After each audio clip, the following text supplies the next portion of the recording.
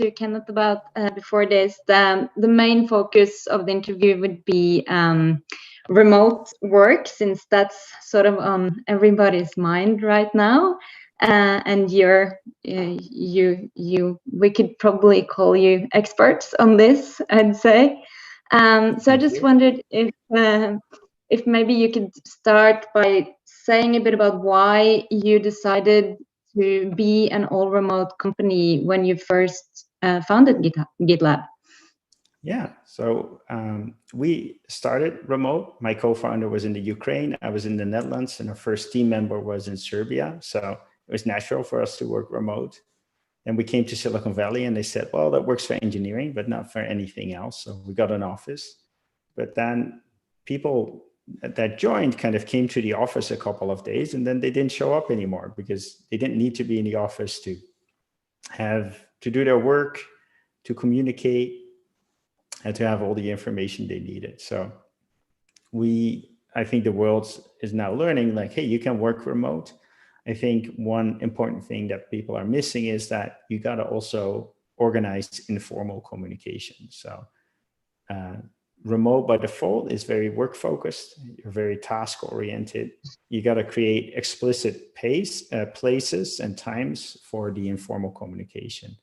And I think that's why some people now say, yeah, I long back to the office. I want to get back to the office. They don't want the commute. They don't want the office furniture. They want just to hang out with someone and just chit chat a bit. And there's different ways to organize that. You can do that remote, but you got to organize that actively as a company, just like you organize before your office and your facilities management. I'll ask a bit about how you organize that after. I just wondered, like, when, because you said that you opened up an office like the first time when you moved to the Bay Area. When did you actually close down that office again? We opened it in 2015. We never renewed the lease, but I think it never had more than a few people in it. And the vast majority of the company was remote. So to this day, like if you want to work at an office, we'll pay for that. Co-working space or even your private office. Not everyone has room in their house. It's just, that's not the place where you kind of meet with team members or agree on work to be done. I do believe in a third space that's not home. And then about the informal communication, we think that there's tons of ways to kind of organize that despite not having an office. You don't need to be in the same place to have that informal communication. At GitLab, for example, if you join, we make you do 10 coffee chats where you just plan 25 minutes with someone without an agenda, different part of the organization.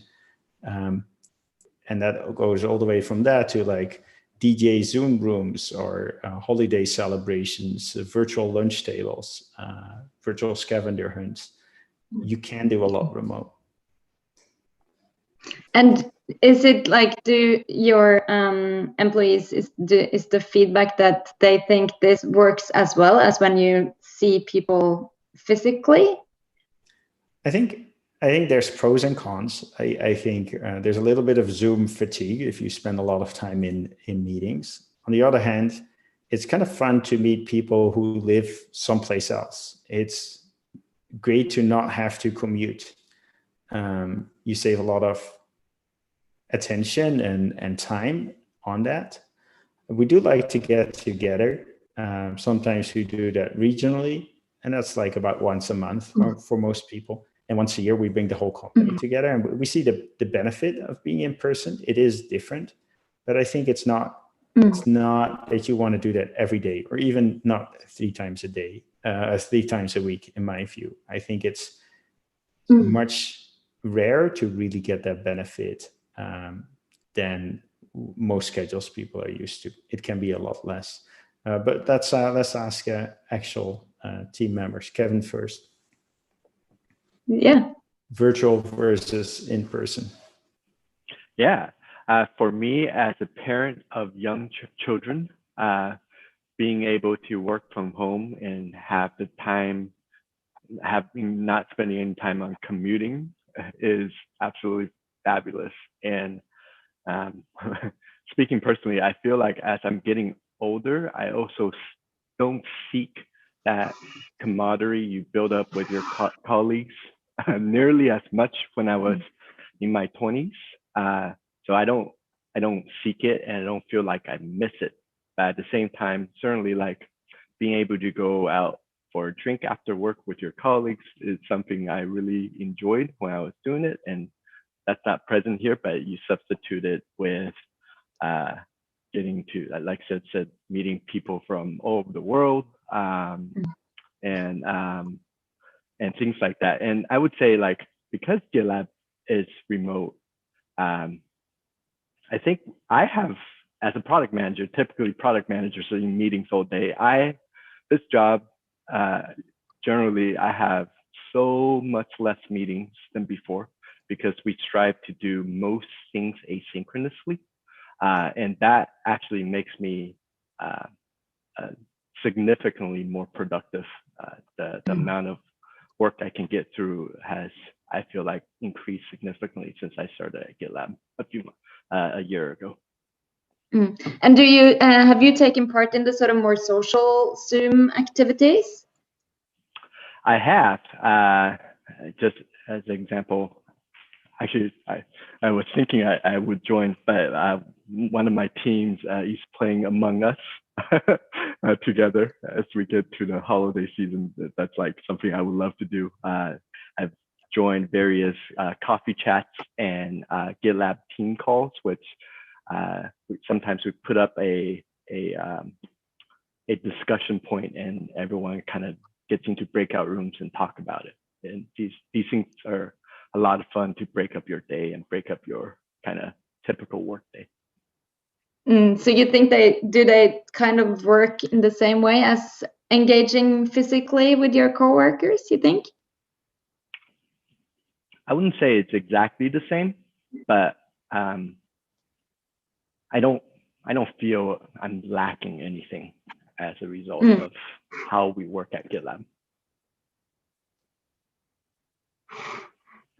Cool, thank you. So my experience is, oh, sorry, go ahead. No, go ahead. So my experience is a bit different because I've only ever worked in an office for about 2 months of my 20-year career in software. So I've been remote for a really long time. And so I've seen remote done well, and I've seen remote gone extremely badly. And Gitlab does it.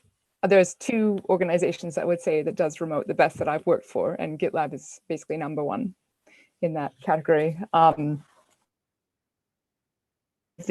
because of the values and everything. Sorry. Yeah, could you say a bit more why? What are they doing that's working so well? So I'm based in New Zealand, and so I'm used to being the person in the strange time zone, and staying up really late or getting up really early, depending on the needs of the clients and where my team is based. Because of the asynchronous value, the sort of asynchronous first, I can work kind of whenever I want, and I don't have to worry about syncing up with colleagues unless it's something that where the asynchronous pathway isn't working for whatever reason. We have to sync up, which is very unusual. So I can work whenever I want, and because I work really well at night, when my kids are in bed, because they're not asking me things, I can work deeply, and then if I need to sync up with someone in Europe, I can do that.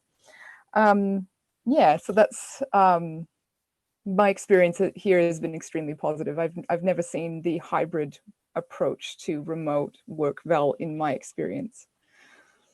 And how long have you been with Gitlab? I started in March of last year, so I can't math, but it's probably about 18 months. No, longer than that. 20? Yeah. Oh, thank you. You're welcome. I was just going to jump in real quick, and I was just going to say, for me, I've worked in many different hybrid environments where I've been the only one working from home or working remote, and for me, GitLab is so mindful. Everyone here, because we are all remote, we're also mindful of having those informal communications. And I think that really makes a big difference for me. And Sid, I know you like to talk a lot about how hybrid can be very hard, that if you're not all in that same playing field. I'll let you take it from there. Yeah, thanks. And I think when they say hybrid, I'm not sure that's familiar with you, Lynn, but with hybrid, we mean companies that both have some people remote and some people in the office. And we've seen after the pandemic, a lot of companies said, well, in the office worked for us, and now we've been all remote. That kind of works, but people want the office back. And they don't want the office back. They want formal communication, but they're mistaking that for people want the office back. And I think if you're going to have a company that does both, it's going to be super hard. You're going to have the A team at the office, and then the B team that's remote, that is missing out on information and career opportunities. And that's what we're sounding the alarm about. Like, it's totally fine to say after the pandemic, we're going to go back to our office. That works. But saying, hey, we'll go hybrid, I think you're at risk of losing your remote employees over time because they don't feel as part of the same team. Definitely. I found it interesting with your the importance that you put on the asynchronous work. Can you tell me a little bit about the philosophy behind that and why it's important? Yeah, it's important because Charlie's in New Zealand, and she shifts around her time a little bit, but she cannot be expected to work the same time zones as everyone else. We got people in 65 countries. So we have to make sure that people are not dependent on people being in the same meeting or quickly having a question answered to make progress. So instead of like you asking a question when you want information, we try to proactively write it down in our handbook. And instead of always using meeting, we try to use issues where people describe, this is the problem, this is a solution. If you have other data or ideas, please let me know. And we don't depend on consensus to make the decision. We have the person who has to do the work, they make the decision without having to consult with everyone in a meeting. And I think it's particularly interesting because because there are a lot of companies that do have a lot of meetings, and with people complaining, about all the time that these meetings take up. Do you think that companies, even companies that are not remote, but have an office, that there are things that they could learn from the way that you work? Yeah, and we haven't totally solved that problem. At Gitlab, we have a lot of meetings too. There's a few things you can do. For example, we make sure every meeting has a document that has the agenda up front. We only discuss things that are on the agenda. We also allow people to not pay attention during meetings. And that's the easiest thing to say, like, oh, in a meeting, everyone should pay attention. No, of course not. Not 100% of what a meeting is going to be about is going to be interesting to you. So at GitLab, it's not a problem if you say, oh, sorry, I was doing something else. Can you repeat the question? It's not like, oh, people caught you not paying attention. No, you're the boss of your own time and your own focus. And you're going to make an estimate of whether something is going to be relevant. Sometimes you're going to be wrong, but that's okay. So there's a lot of multitasking going on at meetings, which is time that otherwise would come out of your private life. That's also sort of goes against a lot of what I could say would be sort of how people normally think that how meetings should work. Like, oh, meetings are better if everyone pays attention. Yes, that meeting will be better, but their lives will be worse. It's interesting. I also wondered, how, because you have this very, I would say, kind of liberal point of view that people are the heads of their own time, right? Just as you said now with the meetings. How do you sort of? I don't like the liberal classification of that. I think it's a very practical. Okay. You hire people for what they're good at.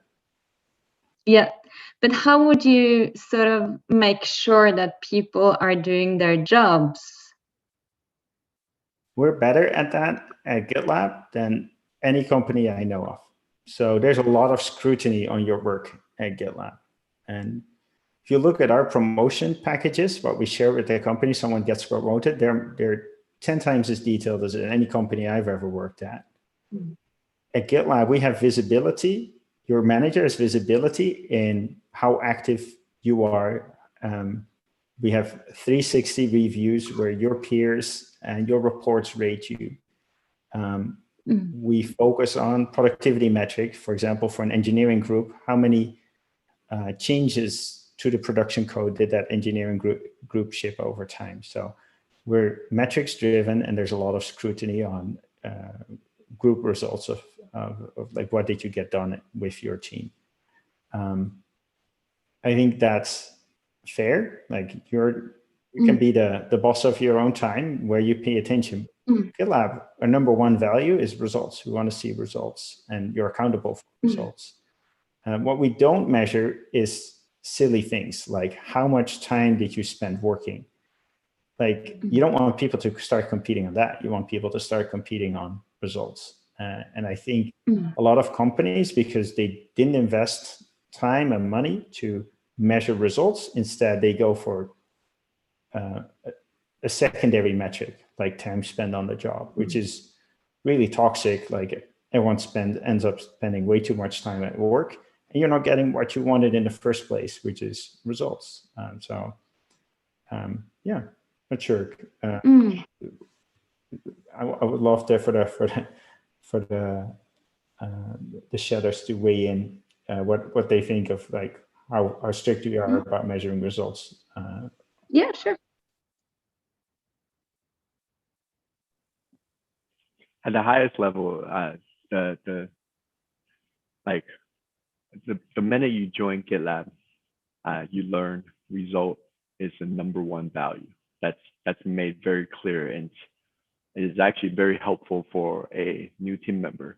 I think the focus on outcome over like whatever output, which is a lot of times easier to measure.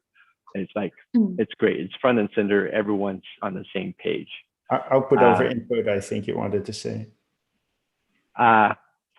Outcome as in results versus output, which is like other measurables by which you get there, not necessarily input.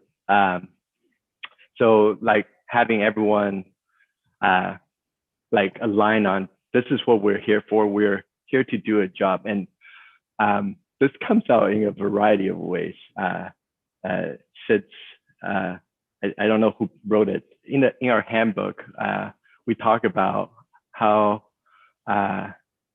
your colleagues are not necessarily your friends and family. There's a lot of companies. I wrote that. I always hate it when people refer to people as family, especially really abusive bosses do that. They have this whole family spiel. And I wrote in our handbook, families don't have an offboarding process. Like making that clear. It's like, we're here to do a job, and that's what we're focused on.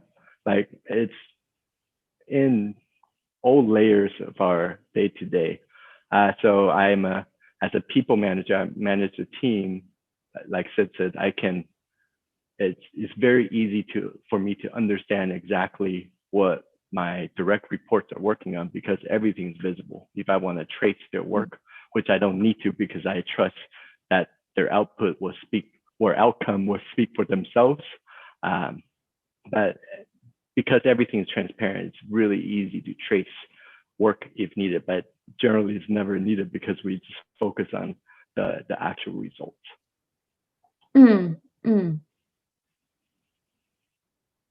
Charlie.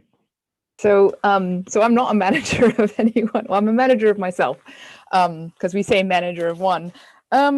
Yeah, I had a few thoughts on that. I'm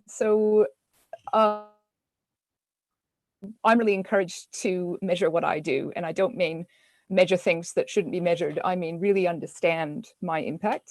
I mean, it could be as part of a promotion, or it could be as something just to understand what you're doing and your own value, which I think, I don't know, it seems missing in a lot of places. So I'm encouraged to find ways that I can measure things so that I can then really understand, like, you don't just try stuff, you measure what you want, and then do the thing as an experiment and then measure again. It's like, did we have impact? And if so, let's put it in the handbook, or let's share it with other people or something. So, I mean, that's individually, but it could be on a kind of group scale or something if I wanted to try. Another one is group metrics. So for example, my manager, who is lovely and is really, really helpful, he says something like, don't worry about the metrics for yourself individually beyond, your individual output for your results. Because he says things like how many merge requests you merge, because as an engineer, that's kind of my one of my primary metrics is how many merge requests, but it's not individually, because sometimes you'll have, a release where you don't get very many because you've got like one big one or something that you can't break down very easily. So having it aggregated in a group means that we can see how we're doing collectively, but we won't drill down to the individuals, even though we could, because it's not very useful. But we can see how our stage we're, and so there's different stages of metrics, which I think sort of individual versus collective. Sorry, just as Kevin was talking, I was sort of making a note. Yeah, I think that's pretty good. Yeah, and things being evidence-based, I really like. So if you want to get promoted or something, you have to provide evidence, and so you do that by doing things and measuring and convincing everyone, and then transparently sharing that document when it happens. It sounds, it sounds very very logical when you lay it out like this. I was just wondering, I see that we only have 5 minutes left, so I wanted to touch up on Sid. What would you say would be the sort of downsides with remote in your view? I talked about the downsides of hybrid. Like if you do remote and co-located, that is hard. I think if you do remote and you don't take care of the informal communication, you're not going to see that in the productivity stats like the first month. Like everyone will be productive. But I think over time, you'll see a decrease of motivation and trust between team members. And I think that is a downside of remote.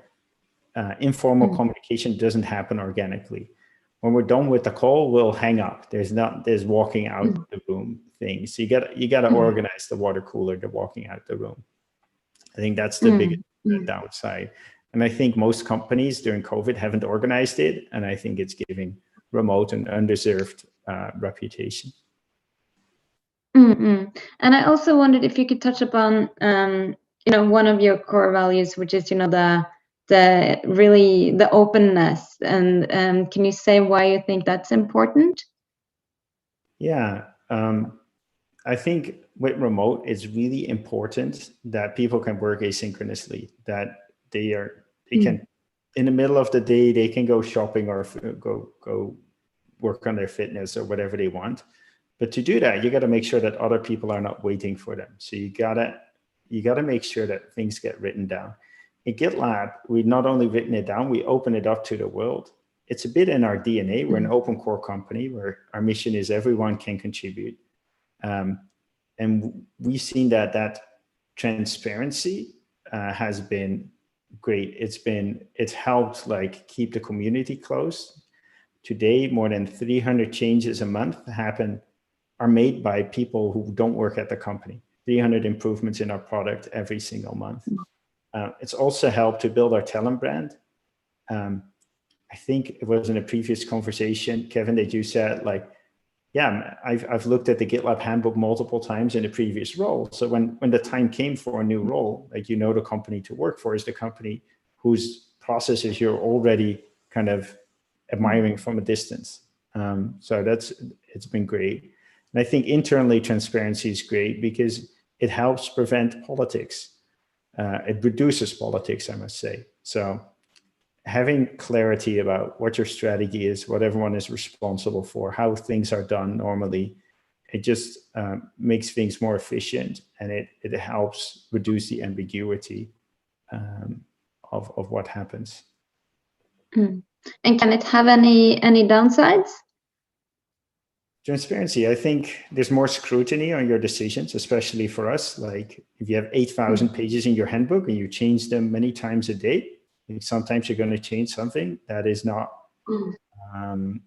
doesn't have enough context, so it was the wrong thing, and there's going to be more people calling you out on it. I think it makes you better, but from time to time we've had some things where things were taken out of context, and we were accused of things that weren't accurate. So I think that's a downside. It's harder to do. I think longer about when I make a change to the handbook than when I write an email to a few people. More people could read it.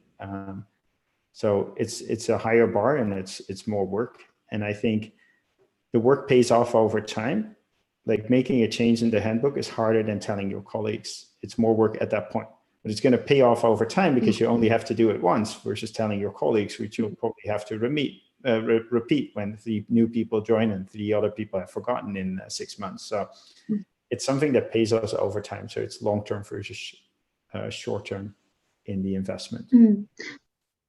It's just also, I think I have time for one last question, because you haven't, before you founded Gitlab, you didn't have an experience building, a huge remote company. So I was just curious, how did you go about, everything seems so thoughtful, put together. How did you go about doing it?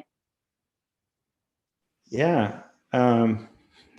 I really like efficiency. I did lots of projects and worked in lots of companies, and I saw a lot of stuff which was inefficient. And I've always been a fan of organizational design. And with GitLab, I'm like, okay, this is a company. I'm the CEO. I'm going to go wild. I'm going to trust in all the practices I've seen. And some of that really worked, and we doubled down on that. So I think a lot of things that you see are due to dysfunctions I see at previous companies. And in our values page, you'll find a section that says the 5 dysfunctions, which is a way to kind of relate, hey, why do we do these things this way? It's to prevent these dysfunctions that can easily appear. Okay, great. Well, and just one thing, you have a postbox address. I think I read in the Chronicle that you have had people actually turning up to the postbox address because they were thinking it was your office. Is that right? Yes, it's a UPS office, and they had some people ask about oh, where's GitLab, and then at gitlab.com. They don't have a specific physical address. Yeah, that's a bit funny. Well, thank you so much for your time. I could have been talking to you for a long time, but I really appreciate it. It was interesting. Yeah, thanks for the interview. Appreciate it. Also, thanks for live streaming.